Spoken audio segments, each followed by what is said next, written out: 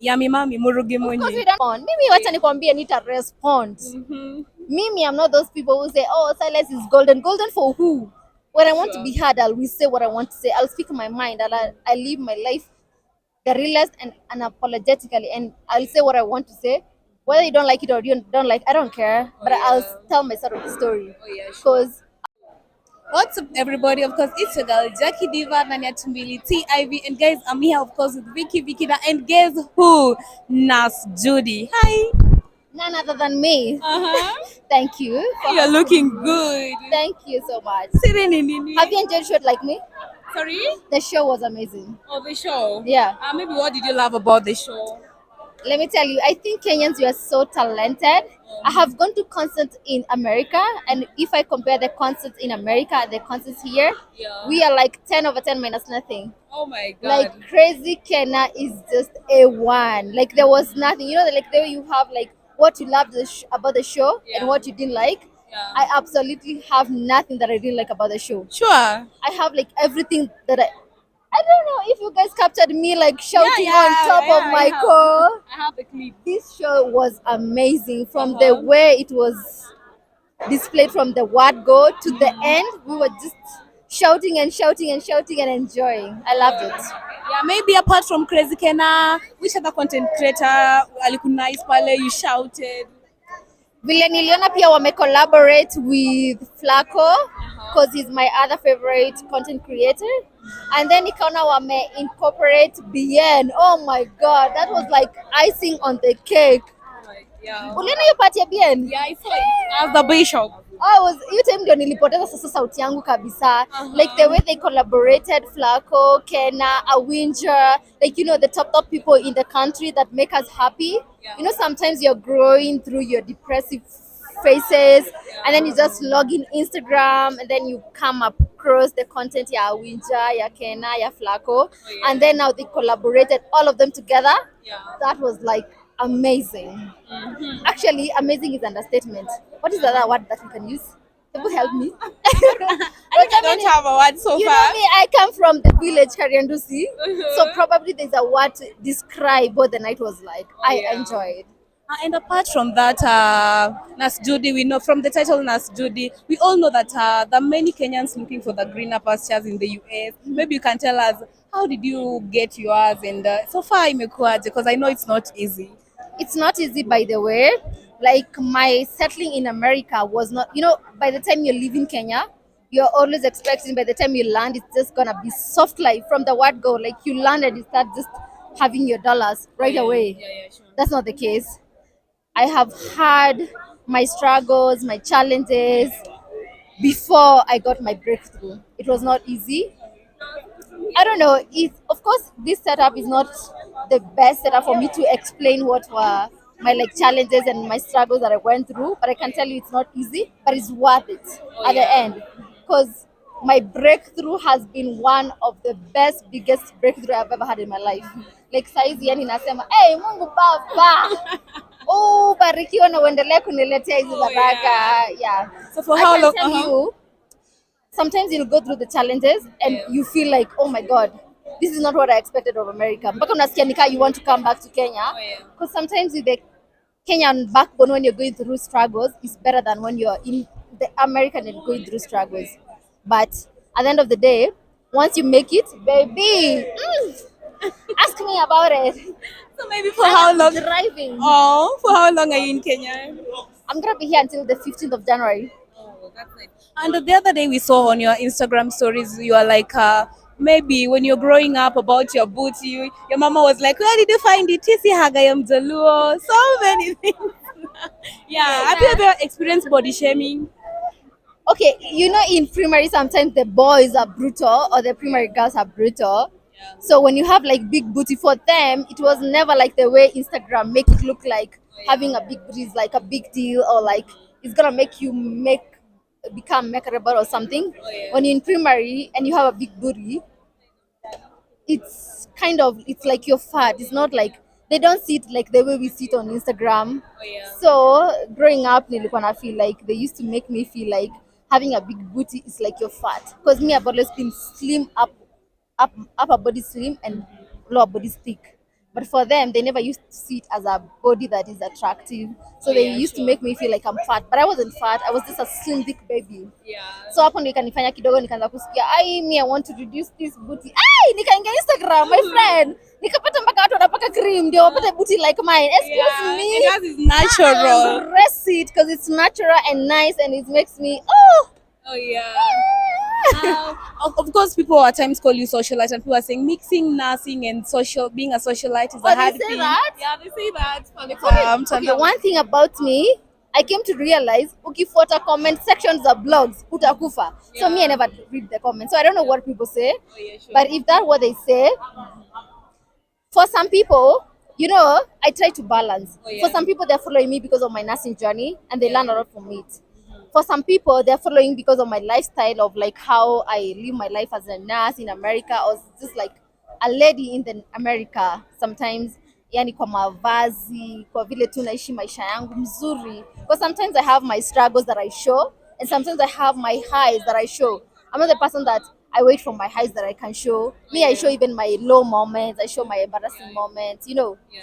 So wenye wanaona ni kama kumix I try to balance for everybody because I have a mixed audience. Kuna wenye wananifollow because of my nursing journey. Kuna wenye wananifollow because I post my motherhood content. Oh, yeah. Kuna wale wenye wananifollow because of my love content. Sometimes I follow about I post about love, not to advise people what to do because let me tell you, love does not come with a manual. Hao watu wenye wana advice about love is this content. Hakuna mtu mwenye anaweza kuambia cause wewe mwenyewe mwenye hiyo mapenzi ndio unaelewa mtu wako. Oh, yeah, sure. So even an outsider will never be able to advise you correctly. Oh, yeah. So me, I just give my journey. If you can pick something from my journey, well and good. But I'll never tell you what to do when it comes to love and relationship. But me, when it comes to my content, I mix a little bit of nursing, a little bit of lifestyle. Na maisha tu ya America, because people want to see what happens in America, and they love it. Yeah, of course, you've spoke about motherhood. Maybe how is it being far from your kids and your hubby? Let me tell you, it's hard. And are you planning to bring them there to America? Of course, I'm planning to. Ni venye tu embassy wanatufanyia ile kitu. Oh, yeah. It's been a long journey. Like for me, because nilifanya adjustment of status, it was easy for me to get my green card within like 6 months. But for them, it has taken longer. But my kids sometimes, especially my daughter, kuna time maraka mpaka niko napitia diary yake mpaka nikalia. Yani kuna wakati anaandika vitu mpaka nashangaa, wow, yani this is how she feels being away from the mom. Yeah, sure. I don't want to reveal what she wrote on the diary, but it made me feel like, wow, is it even worth being out there? But also, I'm doing them for them. Because sometimes she can ring, my mom is rich, she's always getting me what I want, you know. Na feel poor akisema hivyo. Because me, I grew up in poverty. So being able to provide everything that my daughter wants makes me feel good. But also being away from my daughter pia inanifanya nasikia vibaya. So it's not easy. I just try to balance. But like this coming year, I'm just gonna be coming back and forth after every month because I make good money. Like every month I can make like $40,000. What can make me not from coming? Of course, recently there was a drama in the online, and recently you came out and gave out your side of the story, and people were like, "Oh, kumbe it was this way." That they the yummy mommy thing, and people were like, actually they really needed to hear your side of the story. Ukakujanga pale ukatuelezea. Maybe so far, what's your relationship with her? With who? Yummy mommy Murugi Of course, we Munyi. don't have any relationship. Unajua sasa what happened? Like maybe there's a time like his story really come up. There's a friend of mine who betrayed me. The story came to the public. And after it came to the public, there's a time sasa recently Yummy Mommy went to the Lynn Ngugi show that made me also go to respond. Mimi wacha nikwambie nita respond. Mimi, I'm not those people who say, oh, silence is golden. Golden for who? When I want to be heard, I'll say what I want to say. I'll speak my mind. I'll live my life the realest and unapologetically, and I'll say what I want to say. Whether you don't like it or you don't like, I don't care. But I'll tell my side of the story. Because after I tell my side of the story, it makes me feel like that satisfaction. Whether you understand it or not, now that's not my problem. But what I say is what I say, and that's what it was. So after niliona hiyo kitu yenye alisema kwa Lynn Ngugi, and I was felt like, oh, this woman is bullshitting. So pia mimi nikaamua sasa si Mungai Eve tukafanya show na yeye, and she asked me that question. Of course I wasn't gonna hide about anything. When she asked me about it, I told her about my story. So yeah, whatever I said, that was it. Maybe in the future, would you guys consider, to solve all this stuff issue? Have you considered maybe talking to each other? I don't, I don't, I don't know.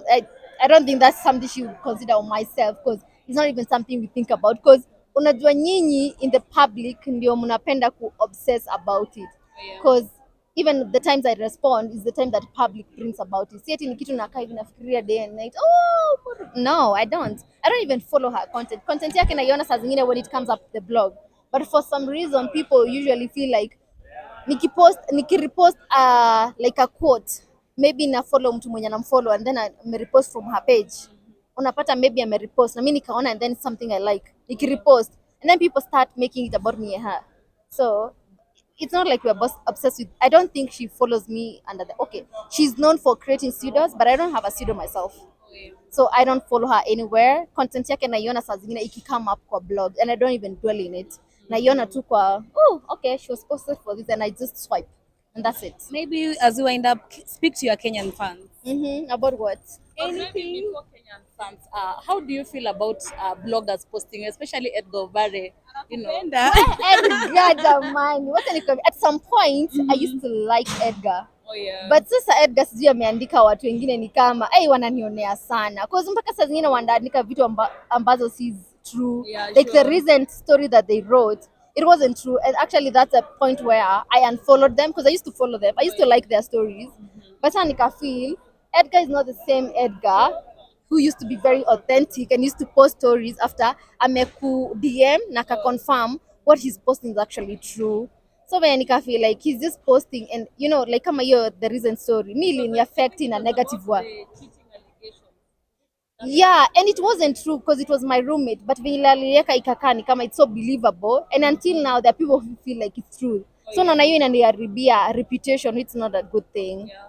So nika feel like Edgar is not the same one who used to post things zenye already mpaka kona receipt na ni vitu true because the story they posted wasn't true. So nika feel, you know what, I'm done with this toxicity, nika unfollow, nika mute, and I don't like even people forwarding me those stories. Oh yeah. Yeah. Yeah, speak to your lovers who are Kenya. Wenye mnanipenda, I obviously love you back. Sometimes naamka na feel like, oh, I feel down, but naamka napata DMs zenyu na feel like you're lifting my soul literally with your DMs, with the love. Because of course, you're not always gonna get love from 100% people, but you're gonna get like sometimes I feel like I get 60% love from the people, and that is enough for me. Because even the hate is good. It helps me to propel forwards. So I don't mind the haters.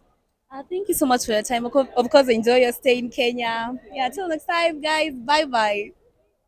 Thank you.